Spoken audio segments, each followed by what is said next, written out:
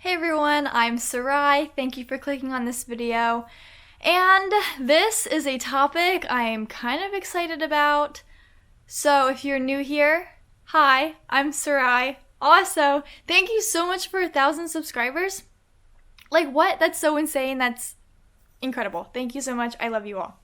So today's topic is going to be talking about intuitive eating, how I started intuitive eating, what is it, how do you get started, all that kind of stuff. So let me kind of introduce myself.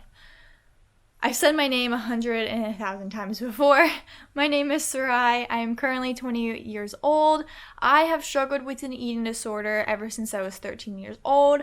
I can gladly say I am fully recovered now, and I do intuitive eating. So I'm going to explain what intuitive eating is in my words, and then I will say the definition of what intuitive eating kind of really is. So from my understanding of intuitive eating and what I do for intuitive eating pretty much is I listen to my body's hunger cues. I listen to when I'm hungry, when I'm full, what I'm craving. I eat till I'm satisfied. I eat what I want. Not worrying about how much I am serving myself, how much that food may be in calories. I'm not worrying about the macros. None of that stuff.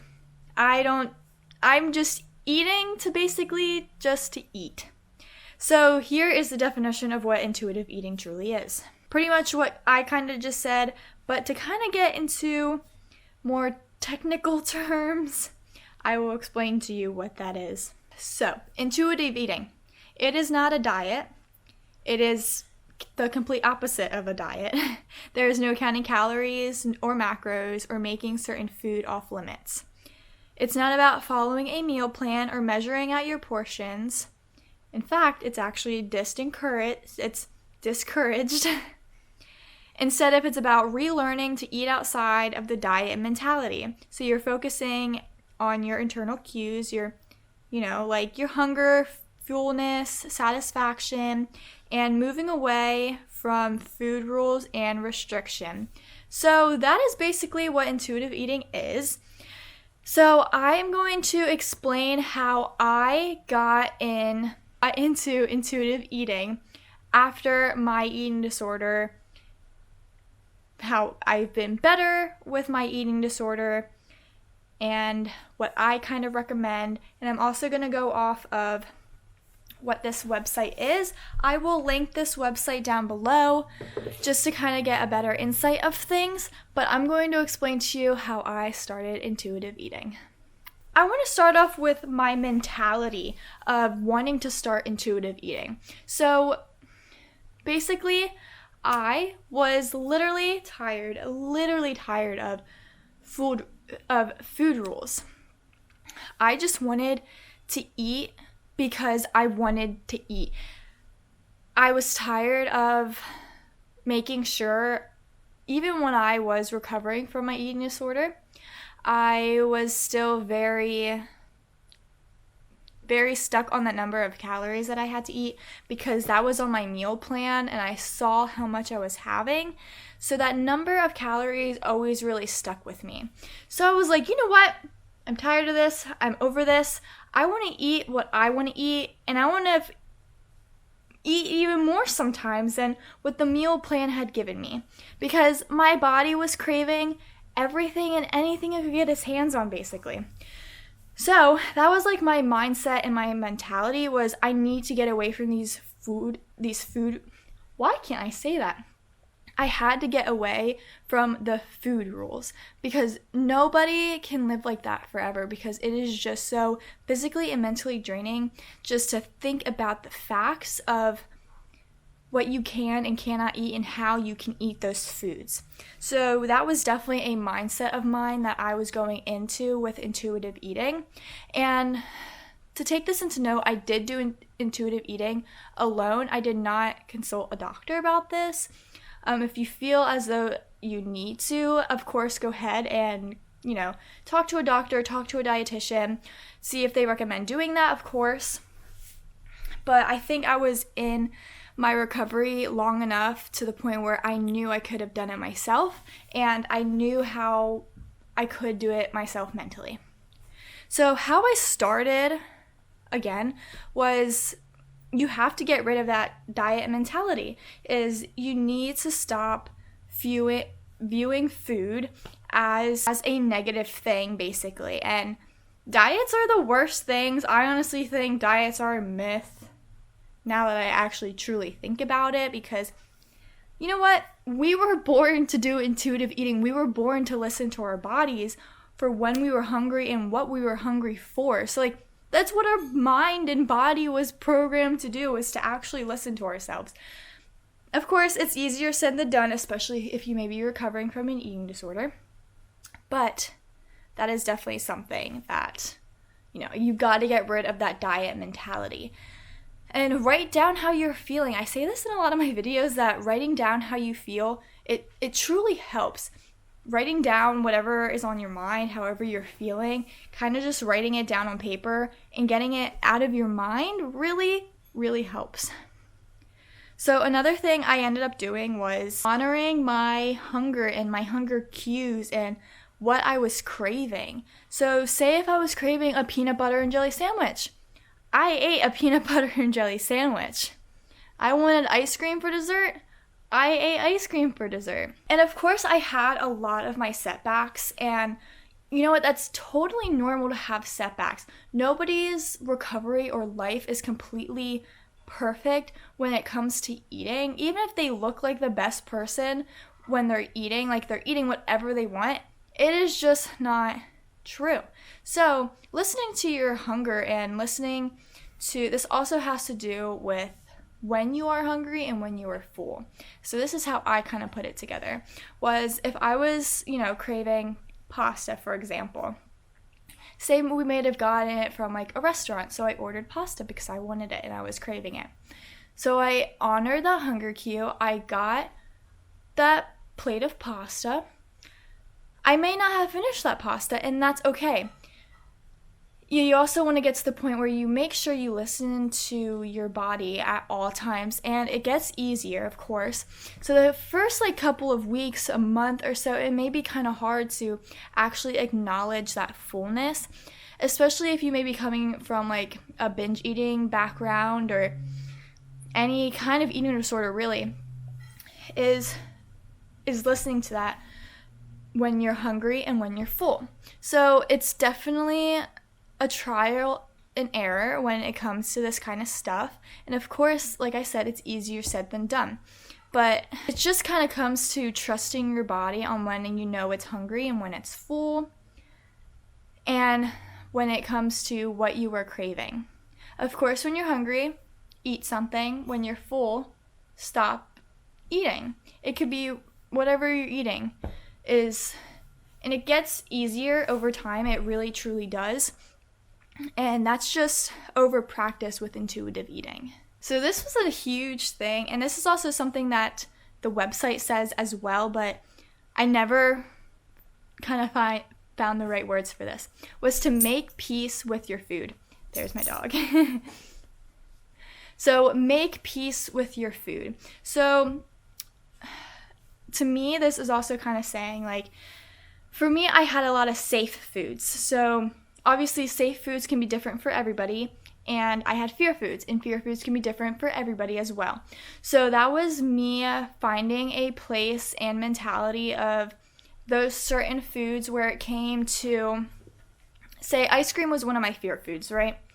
So I tried to really stop viewing that as a fear food, or that was a bad food for me.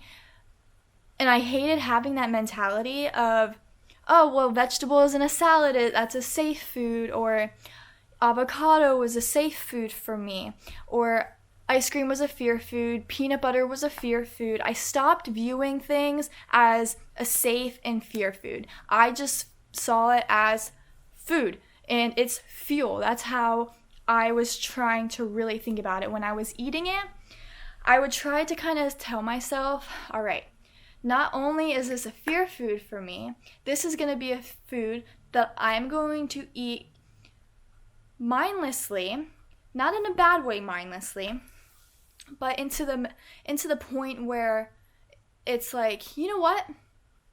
this ice cream is amazing and I'm going to eat this ice cream because I want it and I want to enjoy it. And that was the mindset that I was trying to have every time I ate that fear food. And that also went with the safe foods.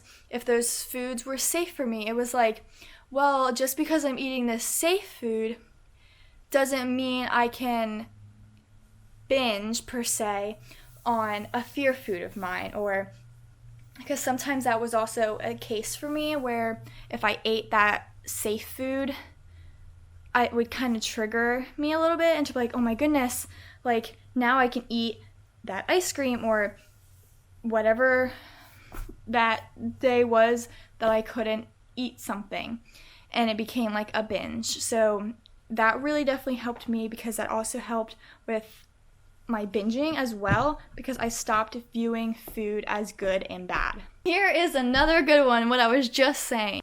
Challenge that food voice, or that food police that I call it. So, we always have that voice in our mind, which, obviously really sucks, is saying you can't eat this and you can't eat that. And could be our eating disorder, or just that little voice in our head is just always saying you can't eat that today, or you ate too much of this so you can't have that. Bull crap, don't listen to it. You are stronger than that voice in your head, because you know what? The more that you challenge that voice in your head, the better and the easier it gets, because you're challenging it. Like, of course, when people get this challenge and you lose to somebody, you feel defeated. And that's what you almost want that voice to feel like, is you defeated that voice. And you're like, I'm telling you who's boss here. I'm going to eat that ice cream. I'm going to eat that ice cream because you know what? Screw you, food police. I honestly think challenging those voices in your head, it definitely makes you a much better place to do intuitive eating, because you're just kind of getting rid of that voice and telling that voice, like, you know what? F you, dude, because I'm going to freaking eat what I want. So it's like, why do I sound like I'm so energetic right now? I kind of am. I've been energetic all morning. So the next few things I'm going to talk about have to do with the fullness of when you are full and that satisfaction that you get towards the end. So I know when you may be recovering from an eating disorder, say if you were to go inpatient or in a treatment center, sometimes your food is very scheduled and on time, which can be very triggering for a lot of people that struggle with an eating disorder, because we always tend to get that mindset of, I can eat it at this time, I can eat breakfast at 9, I can eat lunch at 12, that kind of stuff. Cut that out, especially for your hunger. Is if your body, say you just ate breakfast at 9 o'clock, right? And you're hungry at 10:30. Listen to that hunger. Don't just sit there and be like, well, maybe if I just sit here for another 10 minutes, it will go away. Or if you feel that, like if you really truly feel like you're hungry, go grab something to eat and just kind of start there. Like if you set those times for yourself, I know, of course, all of this is easier said than done. And I know that. I truly, truly know that. But it's just, again, challenging that inner voice, or that those food rules that you've had. Like, it's challenging them, getting them to be like, all right, I'm the bigger person. I'm bigger than this voice. I don't need to listen to what these voices are saying, because I'm going to be the bigger person and I'm going to challenge myself for it. Listening to your fullness is listening to those signals that your body has had enough food and you feel satisfied for what you ate, for the amount of food that you ate. One thing I always did is when I was eating, I did this thing of mindful eating. Even before I would start eating, is I would think about my food, not in a negative way. I would think about it, how it's going to fuel me, how it's going to taste, and how I think good it's just going to be to eat this, because I know I wanted to eat it. And I also did that halfway through of when I was eating, or even when I was eating, was like, how does this taste? Like, wow, this is really sweet, or this is very salty, or this chocolate tastes great, or if there's like different types of flavors and everything, try to just kind of think about all the flavors that are going into your mouth and just actually fully think about your food. And you don't have to think about it in a negative way. And if you are, then try not to do that. And not everybody can do this. So I'm not saying that this works for everybody. It may work for some people and it may not. And that's okay. It's happening. It's just finding that healthy balance with your food. Something I always really like doing after eating all my meals from listening to when I started intuitive eating was writing down what I ate and how I felt like with that food. Like, how did it satisfy me? Like, did that satisfy my sweet tooth craving, or did that satisfy my salt craving, or did that, like, sometimes I really just truly crave pasta. Like, did that really satisfy my body, like, truly? And how did I feel after it? So it's basically like discovering, like, you know, that satisfaction and feeling that satisfaction afterwards. And sometimes this can be a little bit difficult if you may have struggled with binge eating or anything of that sort. And even if you didn't, that's obviously not the case. But say you didn't feel satisfied with that food and you're just like, well, I kind of crave this now, and then I crave this, and then I crave that. You don't want to get to the point where you think of it as overeating, or you're just going to continue eating all the time to listen to those cravings. So, you know, sometimes like when you go to a restaurant, like you eat whatever you ate, right? And then you're like, well, I really want that dessert. And if you really want the dessert, get that dessert. But you don't want it to be where it comes to the point where, well, I ate that dessert, now I'm also kind of craving something a little bit sweet, or I'm craving another dessert. Think about it. Did you feel satisfied from that dessert? Did it satisfy that craving that you were really craving? Now, if you were actually full, like full from the food, how full and how hungry are you for that second dessert? Say you could eat, something I always did was if I really was craving something, if I took another bite and it tasted good, it was like, well, yes, okay, I'm craving it. Maybe I'll have another few bites. And I don't want this to sound as though I'm giving in into like my eating disorder voice in any way, but this was something that I truly did, and it really seemed to help me. Again, not everything is going to help you with what I did. Everybody's body is different when it comes to listening to themselves and what they may be craving or what they aren't craving. So I would just kind of listen to myself. I'm like, okay, now it kind of feels like it's too much sweetness all at once. So it's like, okay, well, maybe I'm not hungry. And then I would kind of sit down and think, all right, now I actually feel satisfied after that last or few bites. So then it would just kind of make me think. And this also leads into the next thing, is coping with those emotions that you have after eating. Say like with that feeling guilty, or say if you had like emotional eating, like those are something that, say if you felt guilty after eating something, write down. I'm holding a tie to go pen. I don't know why. I need to fidget with something. So you want to write down how you felt after. Like I said, you want to write, before I had said that you want to write down how you feel, maybe even before that meal or after that meal when you're craving it. Write down how you feel after it. Did you feel guilty? Did you feel good after eating it? What was going on in your mind before, during, and after that whole entire meal? And you know, you could write the pros and cons about it. That's one thing that really helped me, was there always was more pros than the cons. So like, you know, when you look back at it, you're like, well, there's a lot more pros to it. So it's like, it couldn't have been that bad. Like, but then I would always say, man, that cake was really good, or that pizza tasted amazing. So it made me really think, like, you know what, I enjoyed eating that pizza that day, and I loved eating it, and I enjoyed eating it. So it's like when you look back at it, you're like, wow, I really did enjoy that pizza. Maybe I will challenge myself to eat a pizza, or challenge yourself to eat that pizza when you're craving that pizza. Also, coping with like the emotions with food after eating. Sometimes it could be like emotional eating. Say you think you ate too much, and sometimes that can lead to more restricting or more binging or whatever it may be the case for you. Next thing is have respect for yourself and have respect for your body. Like, our minds are so crazy that our bodies can actually truly do what it can do.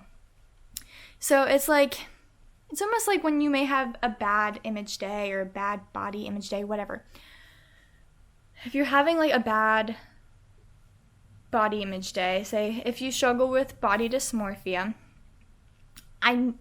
I have struggled with body dysmorphia for a very long time. I think even before my eating disorder had developed. But anyway, when we look ourselves in the mirror and we're having those bad days and we're just thinking, man, I feel so fat or I feel so ugly, like I just don't feel good today. You want to do the total opposite. Do the total opposite. You feel that way. I do this on a daily basis because I still have very bad body image days where if I'm thinking that and I'm like, I see myself in the mirror and I'm like, ugh, I feel so gross. I look so fat today. And I'm like, you are so beautiful today and you look fantastic. Like, I will literally be standing in the, right in my mirror and I will literally say that to myself. And the funny thing is that it's become such a habit that out of nowhere, if I'm walking out of the bathroom, I'm, man, you're really cute, or like, you're really pretty. And I don't want to sound conceited, but like, to find that self and that respect for my body and for myself, it's fantastic. Like, I love it. Like, I love those days where I can be like, damn, you're cute. Like, some days you just have that, and sometimes that's okay because you know what? You can love your body. Like, you know what? That's a freaking amazing thing. I know like criticizing your body can be a very hard concept to also get over. You have to learn and to accept your body the way it is, whether that may be your body at its time when it's recovering, or when your body is recovered, or when your mind is truly recovered. It's just finding that healthy balance. And it's like when you reject that diet mentality, it's like rejecting that bad voice in your mind telling you what you look like. Because again, you are so much stronger than those voices in your head. So those are a few of my tips and how I kind of got into the mindset of doing intuitive eating. I really hope that helped. I really hope when I'm editing this, that makes sense when I look back and listen to it. So a few things that have really helped me since doing intuitive eating is I have definitely had better self-esteem. I think because I was actually listening to myself and enjoying everything I was doing around food, that it made me a little bit happier just knowing that I was getting better and I was getting stronger, and I was no longer listening to those voices. Yes, I had days where I'm like, man, I just gotta not eat that, or I need to restrict or whatever, like, and that's okay because that's how you live and you learn. Like, you have those good days and you have those bad days. You learn from those bad days, and it's not a bad thing to have those days where you're struggling, because that's how you learn. That's how you grow as a person, and that's how you grow your mindset of much better and amazing things. Intuitive eating definitely helped me with emotional eating, because I actually got to the point where I could kind of tell that it was emotional eating and it wasn't hunger eating. I was a very emotional eater, especially in high school, because high school is just a really hard time for anybody. So that was when my binge eating kind of started, more with emotional eating and all that kind of stuff. But it definitely helped me realize my actual hunger, and when I was just eating because I felt upset with myself. And that was something I definitely overcame. Was sometimes when I felt bad about myself, I was like, man, I can't eat, right? But that led to binge eating, or some days it was just like binge, restrict. And it has helped me tremendously. Like, I can't stress enough how much intuitive eating really helped. So I really hope this video helped on how you can start doing intuitive eating. If you want me to kind of go, I guess, a little more in depth with, all those steps that I did, I would gladly like to do that for everybody. And I am going to be doing a what I eat in a day, of course, intuitive eating, just to kind of I think I'm going to do like a whole week, just so you can kind of get a view of what my body truly craves during the whole week. Like, it just changes. Some days I'm more hungry than others. Some days I'm less hungry than others. And it's completely normal, especially when you're learning intuitive eating. That's one thing you kind of have to keep in mind, is that some days you may eat more, some days you may eat less. It's just a process, and it takes time to learn that. So I really hope you guys enjoyed this video. Thank you so much for watching, and I will see you guys next time I post a video. Thank you again so much for 1,000 subscribers. I love you all. Have an amazing day. Don't forget to eat, and don't forget to drink some water today. Love you. Bye.